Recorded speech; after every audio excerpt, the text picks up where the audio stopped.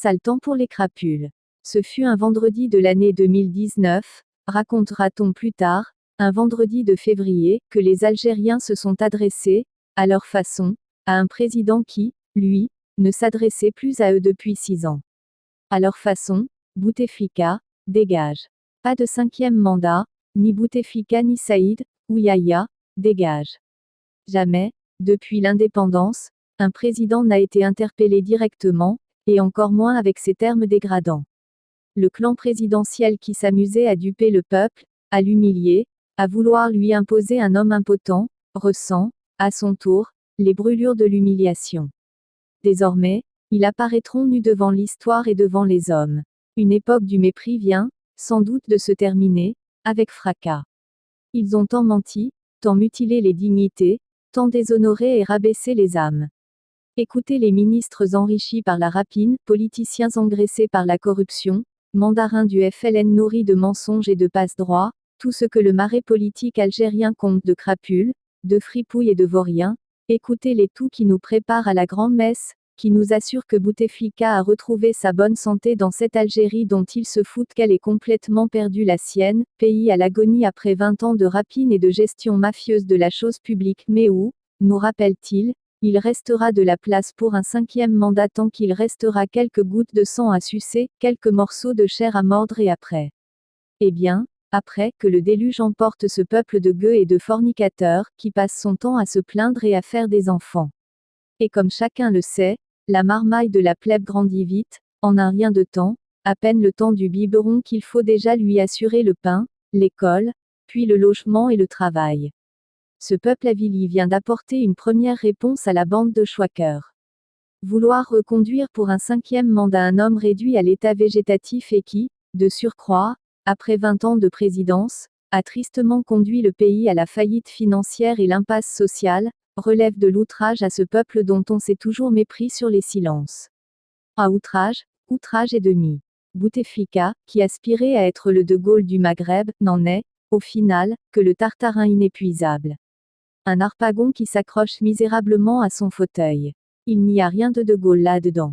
À quoi faut-il s'attendre maintenant? Personne ne le sait. Plus personne de par le monde n'ignore que Bouteflika n'est pas De Gaulle. Rien que pour cela, le pire n'est pas à écarter. Le président français avait demandé à ses compatriotes s'ils voulaient encore de lui. Il organise pour cela, un référendum pour le 27 avril 1969, si je suis désavoué par une majorité d'entre vous, je cesserai aussitôt mes activités. À 52%, les Français votent non.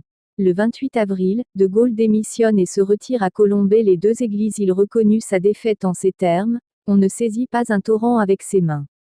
Ce fut tout naturellement qu'il quitta le pouvoir quand, quelques mois plus tard, cette société en colère qu'il n'avait pas su écouter, lui signifia l'heure de la séparation en disant non à son référendum.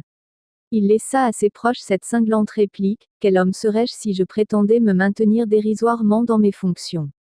La réponse est dans la question. Alger, Tizi Ouzou, Relizane, Annaba, Tiaret, Skikda, Béjaïa. Le peuple algérien vent debout contre le 5e mandat.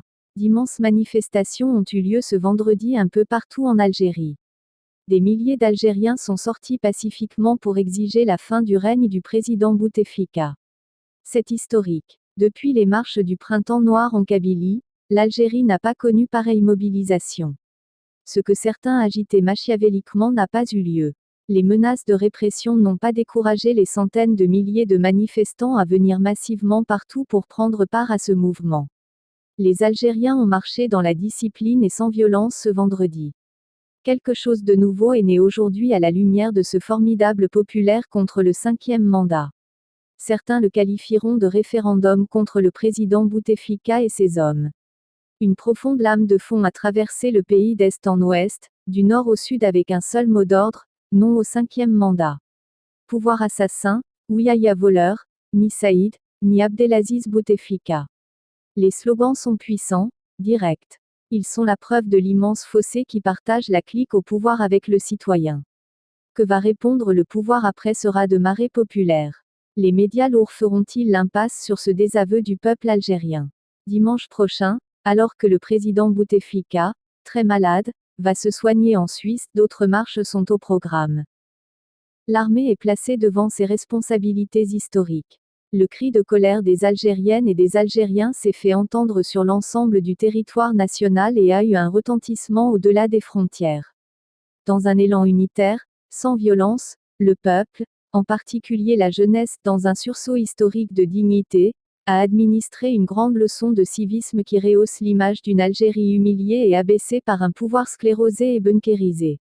L'insurrection morale et civique en cours dans le pays redonne l'espoir de voir se reconstruire enfin notre pays, son État et ses institutions, sur des bases politiques démocratiques. Au-delà d'un insensé 5e mandat, c'est une volonté irrésistible qui s'exprime en faveur d'un changement radical du système en place depuis l'indépendance. Aujourd'hui, s'obstiner à maintenir contre vent et marée un simulacre d'élection relèverait du suicide politique. Le bon sens exige d'engager sans attendre un processus politique constituant pour l'avènement d'une nouvelle république. L'armée, partie prenante à travers son état-major, d'un système mortifère est placée devant ses responsabilités historiques. Elle doit prendre la mesure du mécontentement populaire et en saisir la signification et la portée politique en acceptant de lever la tutelle politique qu'elle exerce sur le pays. Tenter de se limiter, le cas échéant, à invalider la candidature de Bouteflika pour espérer contenir la révolte populaire constituerait une autre fuite en avant. L'Algérie a besoin d'une armée moderne et forte, imprégnée de valeurs républicaines, et non d'une caste de vieux généraux nourris de vieux réflexes putschistes hérités de l'armée des frontières. Un vrai dialogue doit s'engager en urgence avec l'ensemble des acteurs politiques crédibles et autonomes pour dégager les voies et moyens pour la construction d'un vrai consensus national qui réhabilite la politique et consacre enfin la primauté du politique. Il n'est pas permis, aujourd'hui plus qu'hier, de rater cette nouvelle chance historique qui s'offre à nous de sortir définitivement notre pays de cette impasse intégrale.